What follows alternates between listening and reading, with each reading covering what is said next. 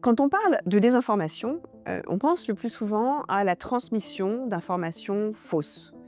Il peut s'agir de mensonges intentionnels ou du relais peu scrupuleux, d'informations, mal fondées. Pourtant, dans certains contextes, des informations exactes peuvent nous conduire à des conclusions erronées. Alors, je m'appelle Marion Worms, je suis maîtresse de conférences en philosophie à l'Université Paris 1, Panthéon-Sorbonne, et chercheuse en philosophie des sciences à l'Institut d'histoire et de philosophie des sciences et des techniques.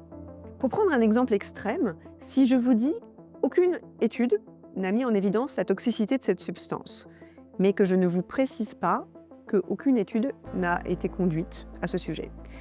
Je vous dis, à strictement parler, quelque chose de vrai, en tout cas on peut le supposer, et pour autant, je vous incite clairement en erreur. Pourquoi?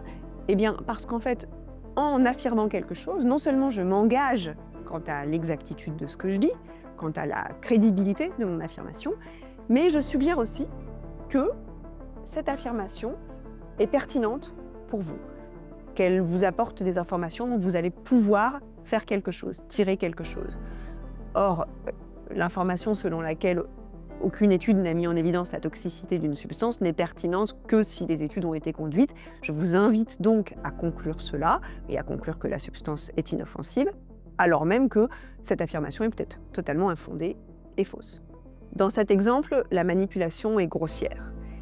Mais si on pense maintenant à la masse d'informations qui nous parviennent tous les jours et au fait que les réseaux sociaux, entre autres, facilitent la transmission et la retransmission d'informations tronquées, décontextualisées, sorties de leur contexte, eh bien, on comprend que ce type de situation, c'est-à-dire le fait de tirer des conclusions fausses à partir d'informations qui peuvent être initialement exactes, est assez fréquent et est un mécanisme de désinformation d'autant plus pernicieux qu'il est plus difficile d'en extraire la racine et par conséquent de le contrer.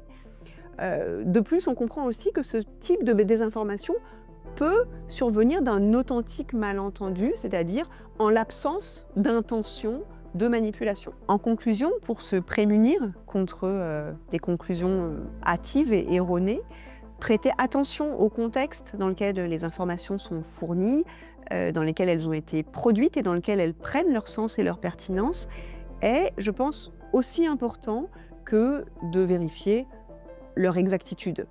Mal interprété, le vrai peut conduire au faux.